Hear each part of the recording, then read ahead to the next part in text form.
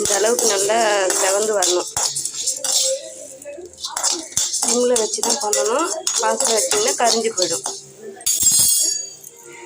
அவ்வளோதான். இதை எடுத்து கொட்டிக்கலாம். கரண்டியில் 2 கரண்டி துவரம்பருப்பு.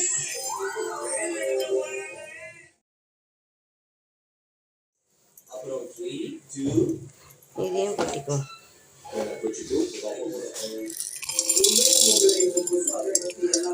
ஒரு கரண்டி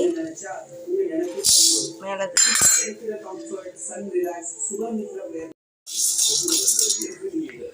இது நல்லா வறுபடணும்.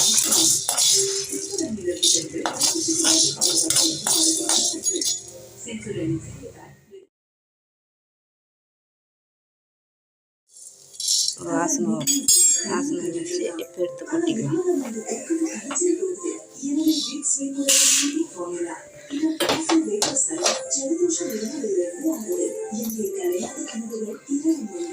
சீரகம் 3/4 கரண்டி.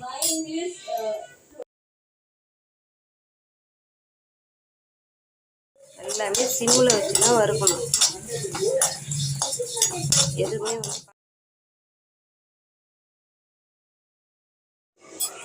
அவ்வளோதான். நல்லா வறுபட்டுருச்சு. மிளகா எடுத்து கொட்டணும்.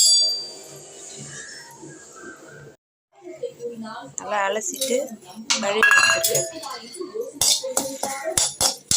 என்ன பண்ணுற?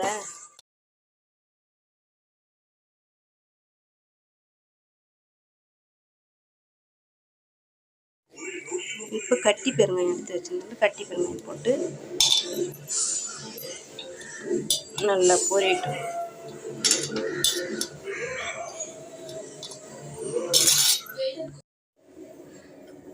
எல்லா பொடியும் வறுத்ததை அரைச்சி ஒன்றா கலந்துடுவோம். இந்த மாதிரி ஒன்றா கலந்து நல்லா வாசனை பாருங்க.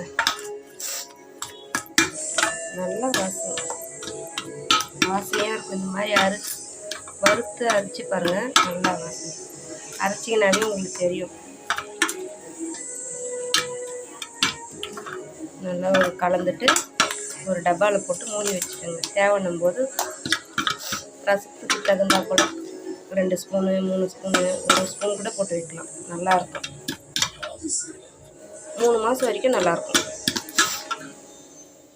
அந்த அளவுக்கு தான் அரைச்சிக்கிறேன். இது எனக்கு 1 மாதத்தில் காலி ஆகிடும்.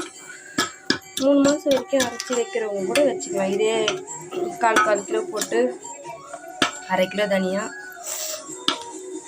1/2 கிலோ துவரம்பருப்பு, 150 மிளகு, 100 சீரகம், ஒரு 10 கிராம் போல் வெந்தயம், ஒரு 20 கிராம் கூட போட்டுக்கலாம். வெந்தயம் 20 கிராம், காஞ்ச மிளகாய் ஒரு 1/4 கிலோ, பெருங்காயம் எல்லாம் போட்டு கருவேப்பிலை கொஞ்சம் வறுத்து போட்டு அரைச்சி வச்சுக்கலாம். 3 மாதம் கூட பெரிய குடும்பம் வந்தால் 3 மாதம் வரைக்கும் கூட வச்சுக்கலாம். நல்லா வாசனையாக இருக்கும். ட்ரை பண்ணி பாருங்கள்.